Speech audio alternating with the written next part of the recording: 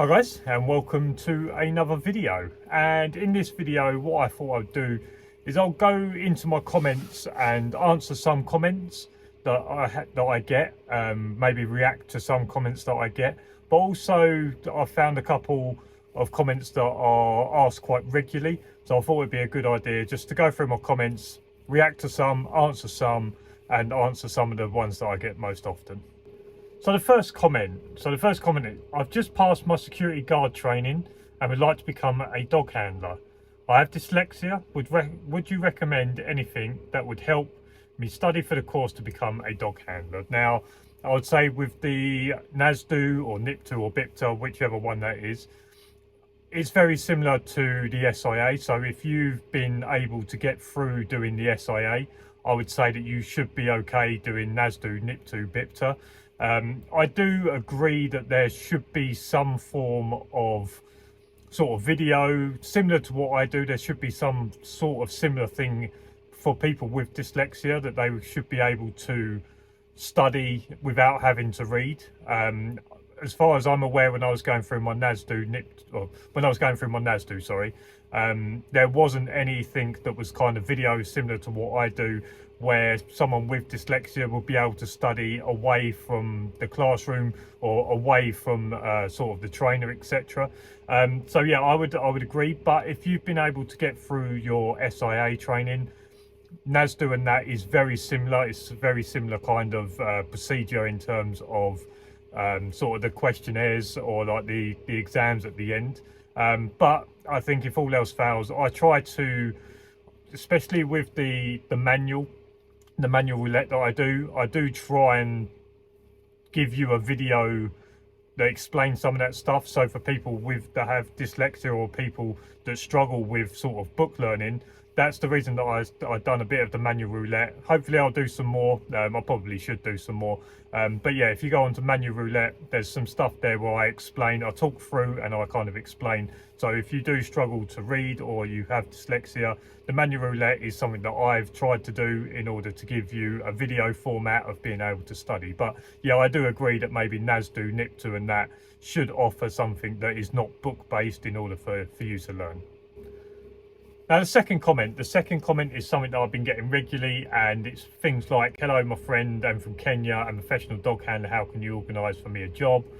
I'm a professional dog handler, how can I help me to be hired?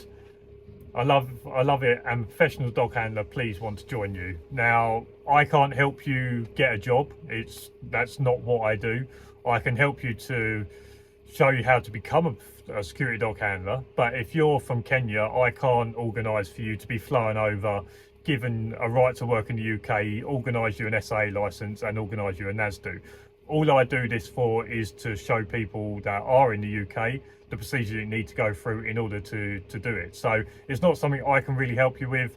I'm not going to put my name to someone that I don't know, so I can put you in touch with maybe some people that might be able to help you in terms of finding a job. There's some good Facebook groups. If you put yourself out on Facebook groups, there might be someone that's willing to take you on, or someone that's willing to advise you. But the truth of the fact is, if you are from Kenya and you are a professional dog handler, it doesn't mean that I can get you a job in the UK. And comment three is something that I probably get asked on a weekly basis, and that is, do you work for a company or are you self-employed? I work for a company. I almost said I was self-employed then. I work for a company. I am not self-employed. So I work for Prestige Guarding, and they organise my rota, they organise me work, etc.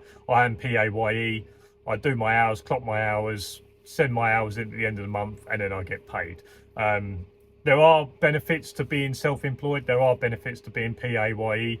I enjoy being PAYE. It's just something that I enjoy. That's the way I enjoy working. But there's nothing wrong with being self-employed if that's what you like to do.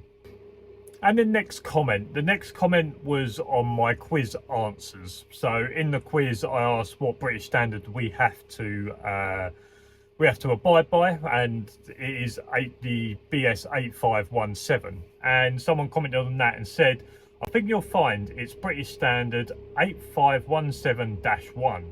The -1 is very crucial, as -2 is the British standard for detection and search dogs.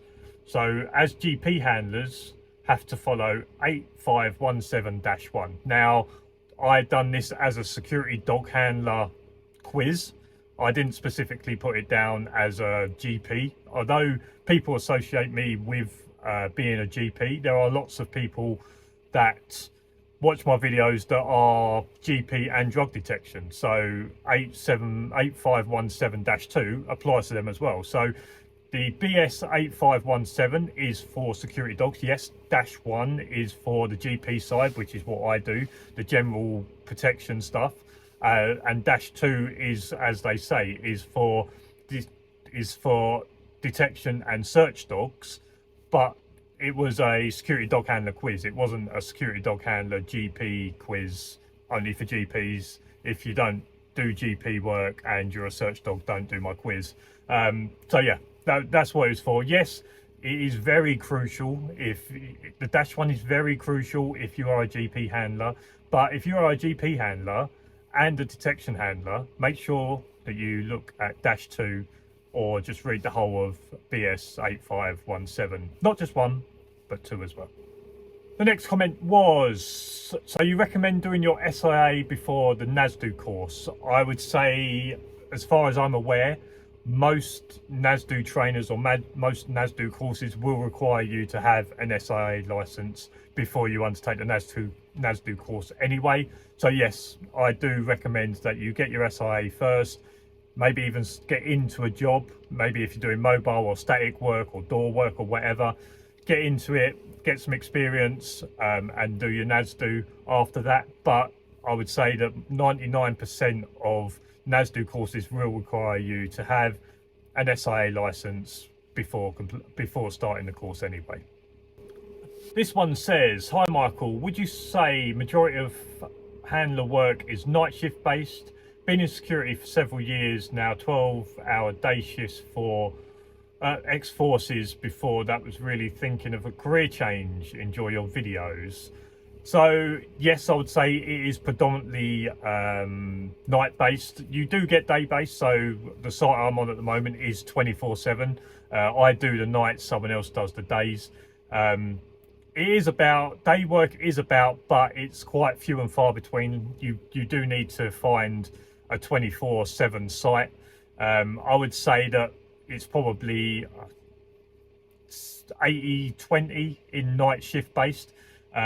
More because a lot of it's sort of building work or building site work or premises, protecting premises, etc. And the reason that they want you there is because no one else is there. And the reason that no one else is there is because they're at home asleep. So yes, I would say probably, from my experience, I would say it's 80-20 in favour of night shift work. But there is day shift work out there if you're lucky to get it. I'm doing this, like I say, I'm doing 24/7 on this site, or we are.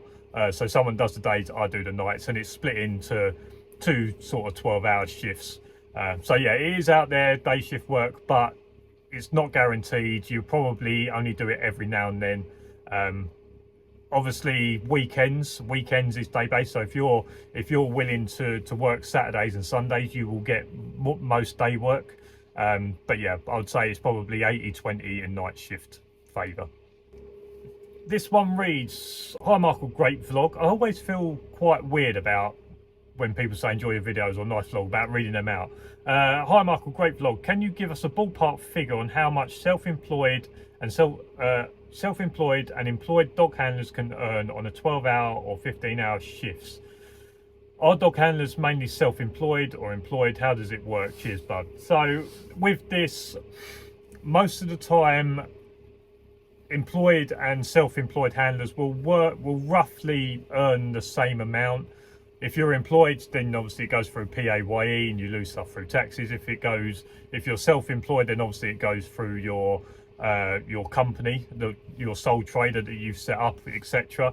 I'm not 100% sure. I'm not great on sole trader because I'm not one myself. I'm not sure exactly how it all sort of goes through. But I would say with the minimum wage going up to sort of £11.50 now, with the minimum wage going up to sort of £11.50, it has boosted up. A lot of people would have seen my wages would have seen my wages video when I sort of ballparked it at £10 an hour to kind of keep it quite easy. And a lot of people saying that was very low.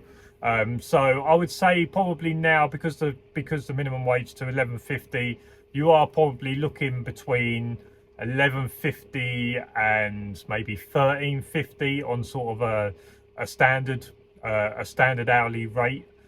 You can get 14 to 15 pounds. A lot of them are maybe government jobs or something that's supplemented by the government, or they're short contracts.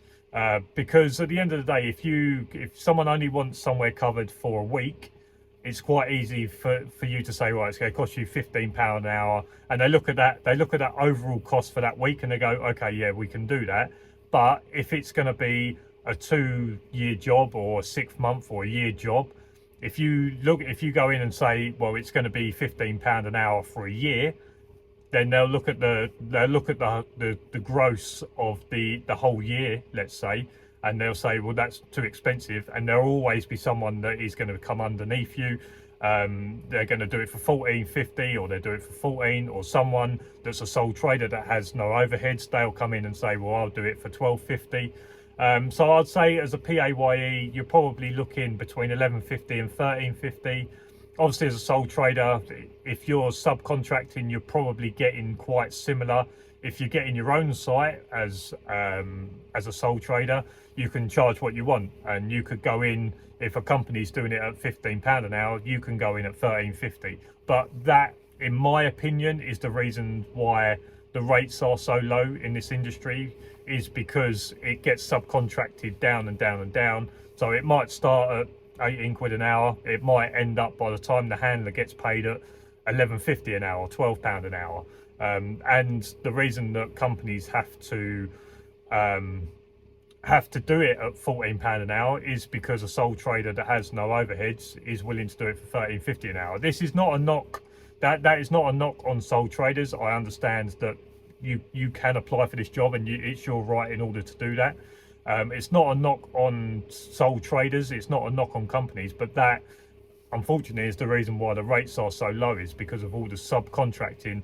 And before the man is on the ground, it might have gone through 3 or 4 people's hands that are taking their 50p or £1 an hour out of it. So, yeah. This one reads, do you realise if your dog bites someone, it's custody for you and your dog will be seized? Yes, I understand that. But what you also have to understand is you have to put it in context. Without context, yes, it's custody and the dog will be seized. If you put context in there and you haven't been an idiot, then that's a different story. This one was, the most impressive thing about this video is definitely the packed lunch. This was on a Q&A I done ages ago. The most impressive thing about this video is definitely your packed lunch. So, as most people know, and as most people might have seen in videos, I do bring a decent packed lunch. I don't always eat all of it. A lot of people say, oh, you've got loads of chocolate in there, you've got loads of sugar in there. I don't eat it all, but I like to have a selection. I like to have a full selection and then just pick and choose as I go through the night. But yeah, I do bring myself a decent packed lunch. I am here for a long time. It's the only food I have. And if I'm hungry, I want to eat. If I need some energy and need some food, then I want to be able to eat. So yes, my packed lunch is impressive. I don't eat it all. I don't eat 10 chocolate bars a night, but I like to have a good variety and a decent selection to pick from. And lastly, I thought I would pick this one. So this was a video regarding doing a equipment sort of review on my body cam, and they said, bit of a twat really, to be honest. You could have easily have done this out of uniform. People like yourself are the reason why us dog handlers look like wannabe coppers. So a bit of a twat. I wouldn't say I'm a twat. I can be a bit of a knobhead at times, but I wouldn't say I'm a twat. You could have easily done this out of uniform. Now, I was actually on shift whilst I'd done that video. So yes, I could have been out of uniform, and I could have been in my pajamas like you obviously are, because if you're not a wannabe copper, then you must be in your own clothes, which might mean you're in your pajamas. So I couldn't have easily done it out of my uniform, because I'm not going to be in uniform, have a costume change, do my video and then get back into my work uniform. The reason I was in my work uniform is because I was on shift. So you could have easily done this out of uniform. No, I couldn't. Well, I could have if I wanted to get in my pajamas or get in my own clothes and do a costume change, but I'm not going to do that because I'm on shift and I'm working. If I get into my pajamas or my own clothes and someone walks on site, am I then going to confront them in my pajamas, or am I going to get changed and then walk out there, and whilst they've already nicked something, gone, oh, shout for them to come back and say, oi, I need to have a word with you. So no, I couldn't have easily done it out of uniform because I was in uniform, because I was working. And actually I wasn't trying to be a wannabe copper. I was just there in my standard work clothes and I had my high vis on. Why did I have my high vis on? Because my body cam is attached to it. So it's much easier to show that I'm wearing my body cam by having my vest on and showing where I wear it. So yeah, you're the reason why us dog handlers look like wannabe coppers. So when you say us dog handlers, that means that you look like a wannabe copper the same way I was in that video. Otherwise you would have said the reason that we get brandished as wannabe coppers is because of people like you. So by saying the reason why us dog handlers look like wannabe coppers must mean that you wear exactly the same as I do, and you just wanted to comment calling me a twat, which I say I can be a bit of a knobhead at times, but I wouldn't say twat. So yeah, that's the reason why I was in my full work uniform and my high vis on, because I was at work and I was doing a body cam which was attached to my high vis. So yeah, other than that, I can just be a bit of a knobhead at times. So that is reacting to some comments, answering some comments, and then picking a few that I get asked quite a lot. If you like this video, make sure you give it a thumbs up. Subscribe down below for loads more videos. If you want to see me look like a wannabe copper and a bit of a twat, I do have a Patreon down below where you can help support me look like a twat and make me look like a wannabe copper. That's down there from £3 a month, which is less than a Happy Meal, I found out the other day. Less than a Happy Meal a month, you can help me continue to do these videos. Yeah, and as for now, cheers for watching. I'll see you again in the next video. See you later.